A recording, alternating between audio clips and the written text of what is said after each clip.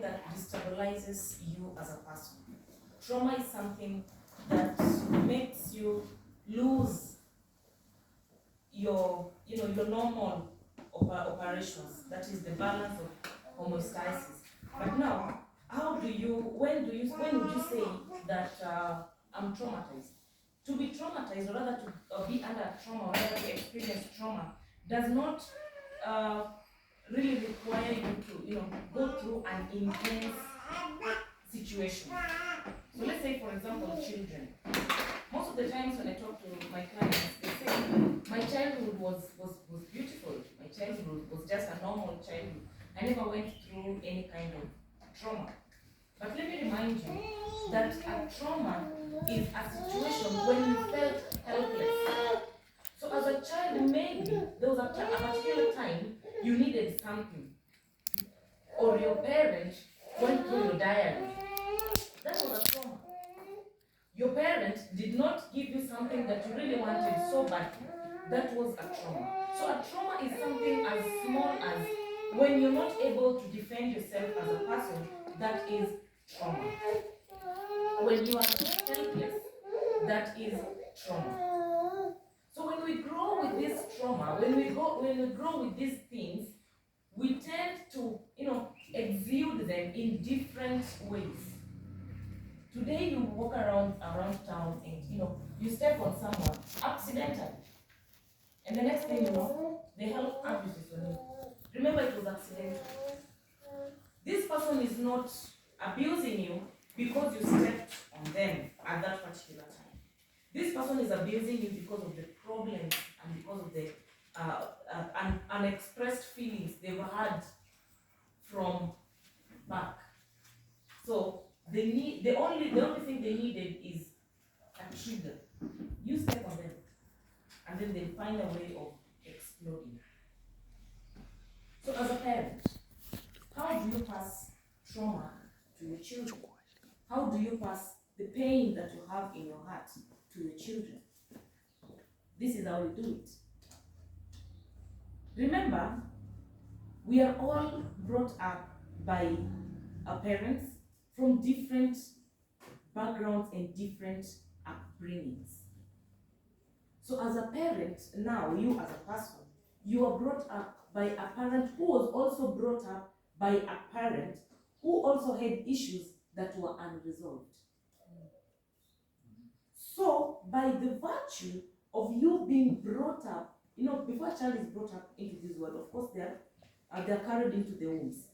So these wombs are already exposing them to the environment of their forefathers by the virtue of blood. So if your great-grandmother had anger issues, these anger issues is what they raised your grandmother with. Your grandmother picked those issues from there. And then your mother picked those issues from your grandmother. And now you as a person, you're going to pick these issues from your mother. So some things we go through as a people, some things the current generation go through, it's not because you understand. You were predisposed to these situations before birth. But the question is, am I able to break these things? Am I able to raise a different generation from where I was raised? Yes, it is possible. How is it possible? By a slight change of the environment. How do you change the environment? If you're raised in a situation that expressing your feelings is not or was not an opportunity, how do you, let me just bring you quickly back. You see, when in the generation that is, let me call them the baby boomers, the generations of Akina Pastor, back then, expressing how you felt was not really expressed. Pastor, was it? Saying that omena was cooked and you say you don't want omena, you want fish. You are supposed to move with the parents are there to give you directives. It's time to wake up. You wake up, you do your chores. You don't say that today I don't feel like doing this and I'll do this. You are not given that opportunity. And so this kind of lifestyle becomes engraved in your mind as a child. So you grow up knowing that a child is not supposed to give opinions. Actually, the opinions should not count. So before you know it, subconsciously, you don't do them because you know them. You do them because it's obvious, like it's just coming out naturally. So when you do this, you find yourself transferring the same to your children. Remember, generations change. And the reason why we have a rebellious generation, the reason why we have a generation of the current Gen Zs, of TikTok and anything that comes with it, it's because we are coming from parents who still believe that this current generation still can be handled like the other generation, like you were brought up, like you were handled. The moment you're not able to give this current generation a chance to express themselves, a chance to speak out their mind, a chance to say what they feel, then one, you're raising a person who will not trust you. And once a child is not able to trust you, then that is the beginning of your downfall as a parent. And then now, as a youth, because you've seen and you've understood the kind of caregivers and the kind of parents that you have, then the question is, how can you break the norm? How can you break the pain? How can you break the anger? Can you even realize that you have issues from within? How is your sense of self-awareness? Because yes, developmental of children says that between age 3 and age 6, that is where a lot of damages are caused. That is when a child should be allowed to explore, learn, and get to understand how the world is. So if you as a person, you as a youth, and you as a parent, me as Dorothy, how aware am I of my own self? Meaning, how is my self-awareness? Do I know when my emotions are exploding? Do I understand when I'm not okay? Do I project my emotions? In which way do I project my emotions? How do I feel as a parent when I'm not okay mentally, when I'm not okay emotionally? Where do I project my emotions, or how do I ensure that I get back on track with myself? Because one, if you're not able to understand that you're not okay, remember, as a youth and as a parent, we have enough going on. We might think that the youth are not feeling it in any way. We might say that the ages of Favor and Lizzie, they have nothing to worry about. Trust me, you're wrong. They have a lot to worry about. Because they are walking into porous grounds. They are walking into a people who are not also well prepared. They are walking into a people who have issues, unfinished businesses. So once they walk into a people who have unfinished businesses to deal with, and they are exposed, then the question is, how safe do we ensure that by the time they are moving into the real environment, they can always bounce back home because the home is safe? So when we thought that the ages of 19, the ages of 15, the ages of 7, the ages of 3 years are exempted from the stressors, the environment is not allowing, not even leaving a simple child to be safe. A small child as Anna's baby can be traumatized, by the way, if we didn't know. Now she's crying. If she's not attended to, she will be traumatized. And that trauma will live with her until she becomes an older child. She's communicating. That's her language of communication. She needs attention. And if she's not given that attention that she needs, then that is how childhood trauma starts.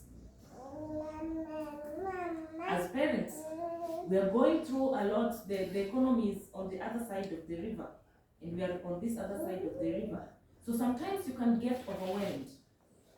So when you get overwhelmed, the question is, how do you handle your overwhelmed nature with the people around you? Are you the kind of a person that walks into the house and just find yourself murmuring? Remember, it's not intentional. It's because you have enough to deal with. You have, it's not the household, it's not the things around you, it's not the people you're working with. Everything around you is literally drawing you down emotionally. The question is, how do you react to the people around you when things get on the other side of the river? Do you snap? And are you able to realize that you've snapped? Are you able to get back yourself on track? Remember, words can never be retrieved. Words can never be retrieved. You tell a child, talk about kwenda huko. That alone can cause damage, irreversible damage to the mental health of that particular child. Today, if you walk around, whether your friends in school or your friends at work, the friends that you interact with, you realize that there's a particular group of people who are always irritated by little things. Somebody who is never ready to be corrected in any way. Somebody who does not just listen, they want things done in their own way. These are people who either they were not listened to when they were young. And so what they're trying to do now, because now the adult self, the feeling of adulthood in them makes them come back to, want to feel like the only way I can be heard is, to be arrogant. Because I was never heard before. So I need to be heard. Those people who have ego, somebody umwambie kitu lakini haambiliki wala hasemezeki. This person was not given an opportunity to express themselves while they were. And so, when you see a grown-up woman, a grown-up man acting like a baby or acting like a child, it is them, the adult self in them, trying to reason, but they're still trapped in their young self. They're still trapped in their childhood self. Why do most of the people, when they are mad, you find them throwing tantrums like this? Why do you think that happens? Who has ever seen someone like that? Or okay, who does that? Okay, who does that?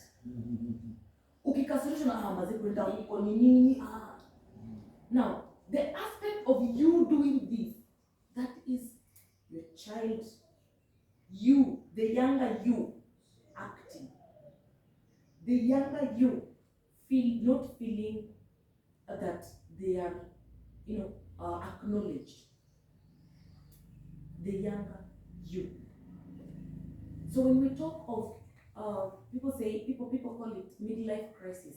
It is not midlife crisis. It's the traumas, it's the problems, it's the unfinished businesses, it's the unexpressed emotions that are within you. So you've been trying to, work with your adult self, because your adult self tells you, go there, and you're doing that. But you have to, at that point you have two thoughts. One is telling you go, one is telling you don't. One is telling you marry, one is telling you, wait a minute, one is telling you, do this, and the other one is telling you. So the other one that is always telling you, not now, or don't, it is the inner you. The inner you. But the moment you listen to the inner you, sit with it, negotiate with it, that child in you will feel acknowledged. So when the child is acknowledged, then you'll find yourself living a purpose-fulfilled life. But when the inner child in you is not acknowledged, when those thoughts, when those feelings within you are not acknowledged, then you will achieve everything but still somehow feel empty from within. Just feel something is not just working out, something is not right. Yet you've achieved so much. You have a family that is going on. You have a, your school is going on. Your studies, the things around you are just moving on in the right direction. But somehow, something is not just working out. And I said that the last aspect I wanted to also check on is our self-esteem. A wounded parent will raise wounded children. A wounded youth will bleed, same as a wounded parent, will bleed on everything and everyone around them. How do you bleed? If you have a low sense of self-esteem, once you hit, somebody just looks at you. Maybe they're just looking through you. They're not even looking at you, but they're just staring at you, but not even concentrating on you. The next thing is that, why are they looking at me like that? Why am I dressed so bad? Why do they think I'm this? Now, that is your low self-esteem. You are ever hyper vigilant. You become hyper vigilant. You become very, very upset at each and everything that a person does. You tend to conceive negative things than positive things. The whole day has just been okay. And then this one particular thing, negative thing happens. It erases every other positive thing that happened during the day. What does that mean? That literally means that your low sense of self-esteem cannot differentiate what is positive and what is negative. So instead, you tend to focus on the negative things. Another thing that will tell you that your self-esteem is low is your ability to make decisions. How do you make decisions? Are you the kind of person that your decisions are tend to be persuaded or swayed by the physiological environment around you? Are you able to make a decision by yourself? I, as Dorothy, I want to go left, and that is where I'm headed to. Your opinions are okay, they are welcome, but my decision is to move left, and that is what I'm doing. Are you the kind of person that makes a decision, but because you're not so sure about the decision that you've made, you remember, asking for opinions is very okay, but are you able to make your own decision? This is what I want to do, and this is what I want to do. What is your personal trust? Do you trust yourself to make decisions and move by them? Are you able to make, how much do you trust yourself to make the decisions? Are you the kind that, you do a report, it is so nice, you've been told that it is so well, people appreciate the kind of work that you do, people see the goodness in you, people see the potential in you, but still somehow, something behind the back tells you, no, I'm not enough. You're called for a position, but you say no. You're called to do something, but you say no. While you don't see the potential in you, people see the potential in you. That is your self-trust. How much do you trust yourself? Another aspect of self-esteem is self-reliance. self-resilience. Self-resilience is how often do you bounce back from a fall?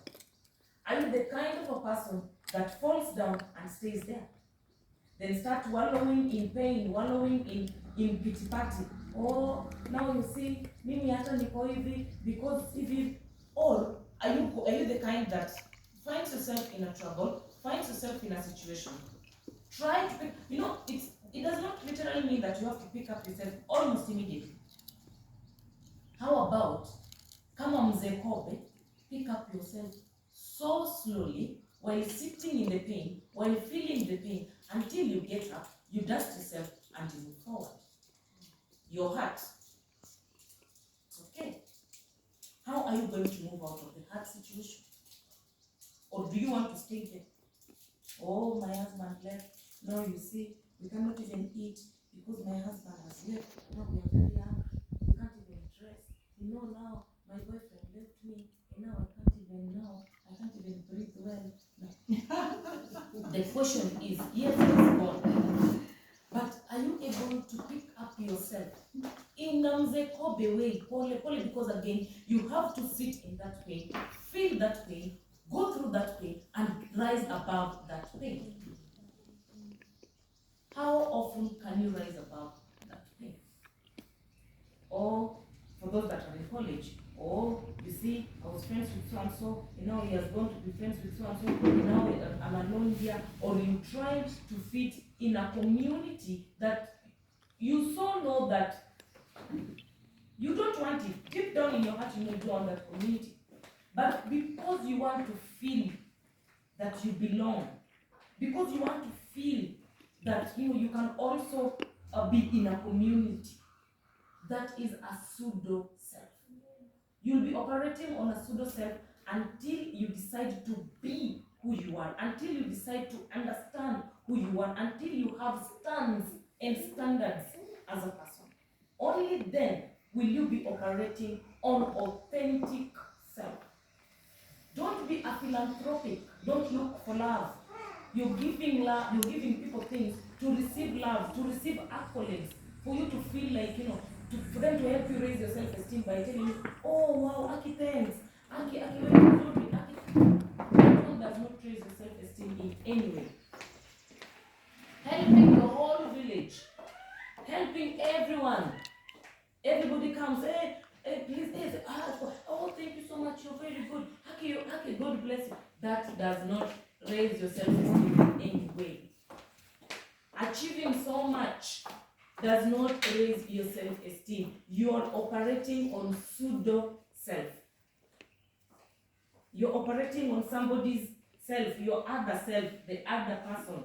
Why can't you pick up on authentic self? Why can't you just be you?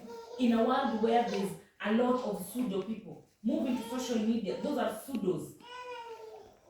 A few are real. Why can't you be real? Why can't you be yourself? It's not going to be easy because if you operate in a pseudo self, at one point of time, that pseudo self will trickle down. Any decision made on the moment of your low will haunt you years later. I tell you, those people that got into relationships because of their low self-esteem, they are paying now. Those people that did things because of their low self-esteem, because they wanted to fit in, because they felt like their lives were done with, they are paying today. Things that are done with no knowledge of authentic self, it is a ticking time bomb. They're going to explode, no matter what, no matter when, but they have to explode while you are alive. And that's why we have this crisis of mental health. This crisis of mental health. Remember the lady who killed her child, unfortunately, and ate part of the baby's body. What did she blame the occasion on? She said the husband left, and then she said it was my self-esteem, it was hurt. That is how bad it can be.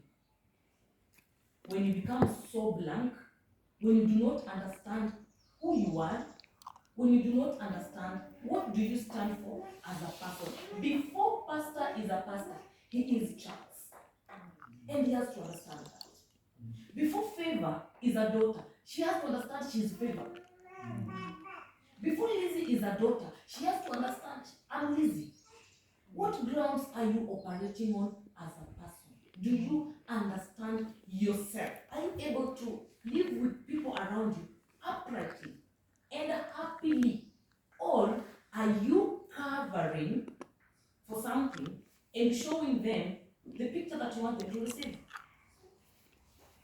So the moment you're showing the world this, and yet inside your you repeat because it will erupt you. So do not operate on pseudo self at any given moment. Being yourself is not going to be easy in this current world, in this current generation, in this current place that we are in. But once you're able to master the art of being yourself as a mother, being yourself as a young person, being yourself as a father, being yourself as this generation that is being looked up to form the next generation, then we will be at a good space. As I wind up, to our parents, let us have a platform.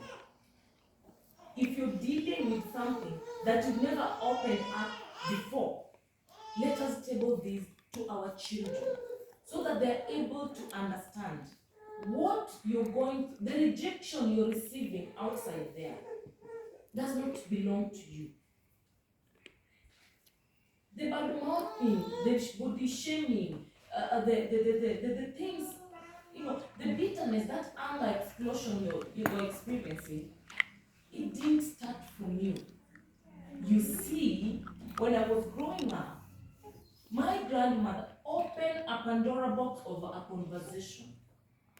Let people converse. One trick that can be done, you could create an emotional bank in the house. Put it somewhere at the corner. Then do what? Maybe every day, or if you can do it after every 2 weeks, or on monthly basis. But monthly would be too long for an emotion kept. Maybe you can do it for 2 weeks, twice a month. Write what you feel. Just write it. Mom said something and I didn't get it so right. Just write how I felt about that. Mommy, you said 1, 2, 3, 4, 5, 6, and this is how I felt about it. Write it in that box and keep it in that bag. So when we get to the point of opening the bank, one, we have to all operate logically and not blame throwing, and not, I told you that because you did 1, 2, 3, no. First of all, if we want to heal, you first of all accept the responsibility. Take full responsibility of the words that you said. And you, the person who felt was wronged, also take responsibility, because for a wrong to happen, 2 people are involved. So for a healing process to start, we all have to take responsibility. What did you do? And okay, you did that, I felt bad, I said this, okay? I take responsibility of my words, and you should also realize and take responsibility of your action. And then from there, we forge a way forward. Now, how do we do this thing next? So that we come out of a family that is able to embrace feelings of people, and not that when you're sad, you go say it outside, then it means your family is not safe. Yet you should be coming from a place where if the world becomes so hot, you bounce back to a safety ground. And that is the family, the kind of people we want to raise. If your daughter goes outside there, is even married, and things are not working, where should they bounce back to? The family. That is where everything starts. If your son is outside there and things are not working, your son should know that the prodigal son went back home. He went back home because that is the only place he found solace. That is the only place he could find happiness. That is the only place he knew that I would be okay. So, if you can create the emotional bank, that will help us to understand the emotions in the house. Because as a child, you can also do something to your parent. And because the parent wants to be the parent, they will not be talking. They will keep it for a time, and then one day you do something, then they open the other one, and then they remind you. You remember hata juzi ulifanya. Then you're not helping yourself as a parent, neither are you helping that child. Have a conversation with them, alert them that yes, I also went through this, and this is what I'm working on. And if somebody spots something on you, accept feedbacks and critics. They're very important to all of us to grow. So I wanted to finish up on that emotional aspect. So let us learn to express, let us learn to accept feedbacks, let us learn to be able to express our emotions by that way, because as ourselves we also have emotional banks. So as we empty our emotional banks, remember things that were done to you as you are growing up. Those are things that you've kept here somewhere at the back of your mind. So as you express yourself, you also learn to unpack the match that you have. So thank you so much, and have a great Sunday.